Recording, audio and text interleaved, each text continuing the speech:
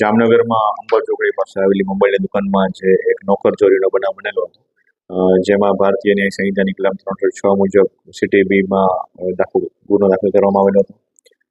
જેમાં આરોપીનું નામ છે કિશનભાઈ ચેતનભાઈ બાવરિયા. એમને આરોપીને city B division police station દ્વારા અટક કરવામાં આવેલો છે અને તેની પાસેથી જે મોબાઈલની રિકવરી કરી અને આગળની કાર્યવાહી હાલ ચાલુમાં છે અને હાલ બાકીની તપાસ ચાલુ છે.